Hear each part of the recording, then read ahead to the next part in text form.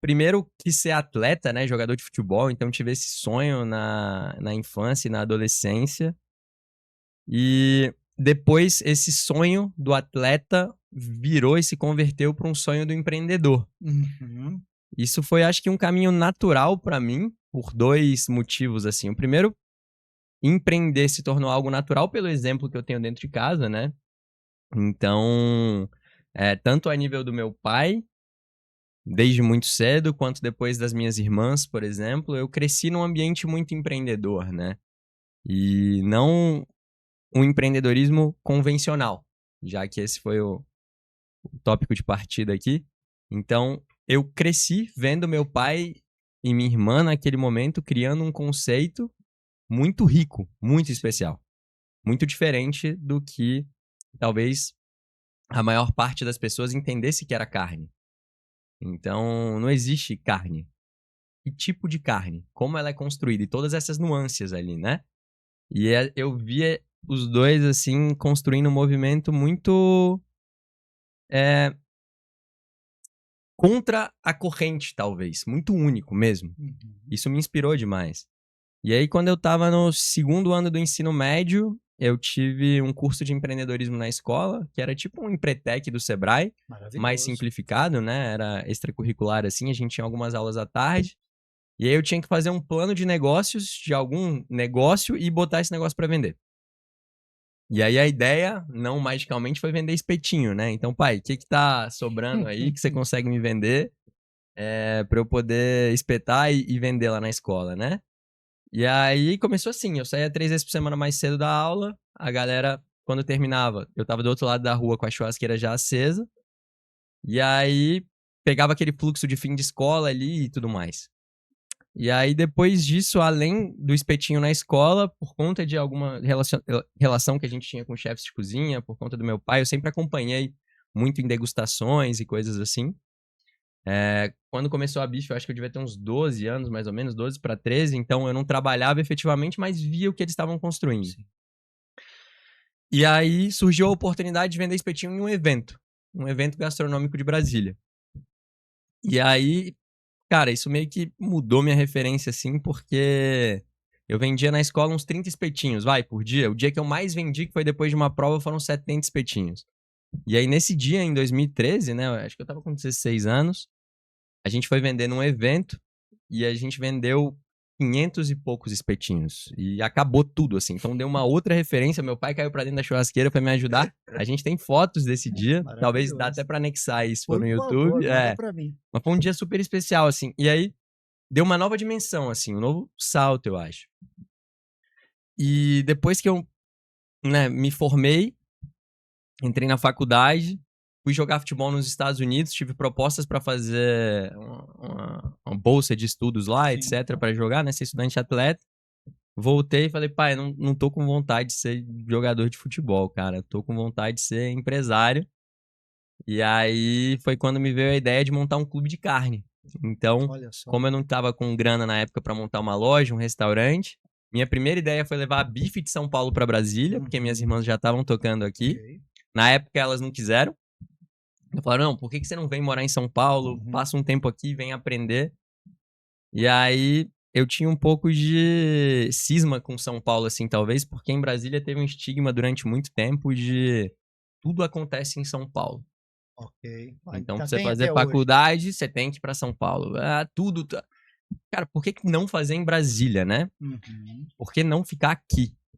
E aí, na época, eu falei, cara, então já que não dá pra levar a bife pra Brasília agora, eu não tô disposto a ir pra São Paulo. Eu tava na época cursando administração na UNB, em Brasília. Sim.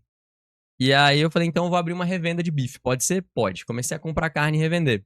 E aí, como eu não tinha grana pra montar a loja num primeiro momento, o jeito mais barato foi desenvolver um aplicativo e fazer um clube de carne, uma assinatura. A Olha gente só. chegou a ter até quase 300 assinantes, mais ou menos, em alguns anos. Você E lembra dos cortes, assim? Que... tudo variava, né? Então, no começo, quando era pouco, eu sempre... Porque a gente sempre foi trabalhando com carnes exclusivamente lá da fazenda. Exclusivamente do meu pai e da bife. Então eu tinha um universo limitado de cortes, porque diferente de um clube de vinho, que eu posso comprar 200 Uhum. mil garrafas de um determinado rótulo, para poder entregar igual para todos os assinantes, um boi é finito. Então, na verdade, a gente teve que desenvolver um sistema ao longo do tempo que ele pegava toda a possibilidade de cortes que a gente tinha e ele distribuía entre cada assinante, garantindo que cada assinante estaria recebendo a carne um pouco mais barata do que comprando na loja, com as receitas para aqueles cortes, e que isso ia se repetir o mínimo possível ao longo do tempo. Certo. Então foi um sisteminha ali, né, de probabilidade que a gente fez, e ele ia adequando cada corte para cada cliente ao longo de cada um dos meses. Então era um clube que nem todo mundo recebia a mesma coisa. Mas a gente tentava ser justo, etc. Então foi super legal, assim, foi o início da jornada empreendedora, Maravilhoso. que depois virou uma boutique de carne mesmo, física. E por conta dos espetinhos em evento, eu acabei conhecendo um cara, que é o Rick, que é dono de uma produtora de eventos de Brasília, que chama R2 Produções, e comeu a carne, amou no evento dele em Brasília, e aí chamou a gente, me chamou na época, né, pra, cara, Xará, a carne da tua família é uma carne incrível, sustentável e tudo mais. Você é um moleque muito ralador, nunca pensou em fazer um hambúrguer, não? Então eu comecei a vender espetinho em 2013. Essa conversa foi em 2016. Certo. E aí em 2017 a gente começou a Rico, que é uma hamburgueria, né, fundada em Brasília. A gente vai completar 9 anos aí de história esse Que ano. é Rico Burger, né? Rico Burger, exatamente. E foi assim que eu caí no ramo de restaurantes. Então, se eu fosse resumir, começou com a referência dentro do mercado de carne que eu tinha dentro de casa. E isso foi me aproximando desse meio.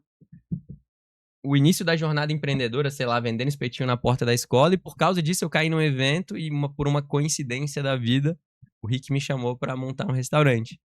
Então ele perguntou, né? Você nunca pensou em montar um hambúrguer, não? Aí eu falei, cara, não, mas vamos que trocar uma não, né? ideia, né?